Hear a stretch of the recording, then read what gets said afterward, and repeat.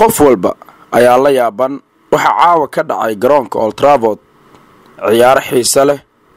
Mourinho oo jawaab celin rabay ayaa dhawarjab la kulmay. warbixintan qaraax tube ayaad kala socotaan. fadlan subscribe channelkeena si aad u hesho wararkii ugu dambeeyay ee kubadda cagta. Manchester United ayaa martiqaaday kooxda kubadda cagta ee Tottenham ciyaar ka dhacday garoonka Old Trafford. dad badan ayaa il gaar u lahaa kulankan maadaama Man United ka hor kulankan ay guul daro kala soo kulmeen Brighton and Hove Albion. waxaa la sugayay qaabkay u jawaabi doonaan Mourinho iyo Manchester United. qaybtii hore ee ciyaarta labada kooxba waxa ay ku dhamaatay eber iyo eber. sababtoo ah Mourinho 6 bedel ayuu sameeyay ciyaartan. wuxuu ku soo bilaabay Phil Jones, ciyaaryahan Smalling, Luke Shaw, Valencia, Nemanja Matic, Fred, Jose Lingard iyo xidiga kale oo seegay bilowga xil ciyaareedkan. Tottenham oo ciyaaryahan aan iska iibin xidigna aan soo iibsan ayaa mar kale kalsoonideedii muujisay. ciyaartaasi waxa ay ku dhamaatay 3 gool iyo eber. Tottenham ayaa bilowday bandhiga goolasha qaybta labaad ee ciyaarta. Harry Kane ayaa ku bilaabay, Lucas Moura ayaa la yimid labada kale. haddase waxaa la isweydiinayaa yaa u soo baxa guuldarada soo gaartay Manchester United. marka koowaad guuldaradaas waxaa mas'uuliyadeeda qaadanaya tababare Jose Mourinho.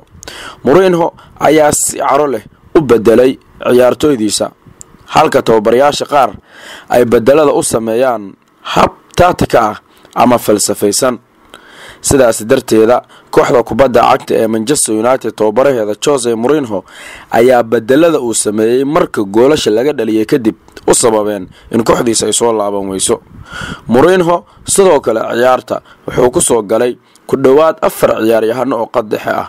Pogba, Matic, Herrera, Fred ayaa garoonka hal mar ku wada jiray.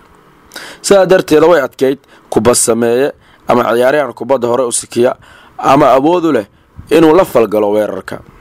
sidoo ay jirto Lukaku ayaa fursado badan ka qasaariyay kooxda kubadda cagta ee Manchester United.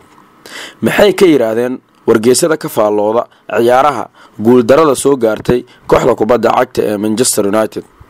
waxay noqotay Spurs in caaba guuldaradii ugu weyneed ee Jose Mourinho koox uu hogaaminayo iyadoo gurigeeda joogta tartan walba ay gaarsiiyaan 3 gool iyo eber.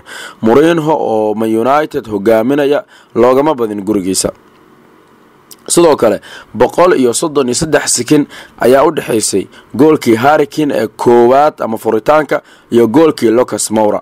Tottenham caawa ka hor marka ay soo booqanayso garoonka Old Trafford waa laga badin jiray kulan walba. 21 jeer ayaa laga badiyay Tottenham kulamada ay soo booqanayso garoonka Old Trafford, balse caawa ay guteen waliba 3 gool iyo eber. xidiga garoonka geesiga garoonkana waxaa noqday ciyaaryahanka lagu magacaabo Lucas Moura. haddaba yaad is leedahay guul daradan mas'uuliyadeedu uu qaadan doonaa ma Jose Mourinho ama ciyaartoyda? waad ku mahadsantahay daawashada warbixintan. fadlan subscribe channelkeena qaraax tube si aad u hesho wararkii ugu dambeeyay ee kubadda cagta. like saar muuqaalkan una share garay asxaabtaada. mahadsanid.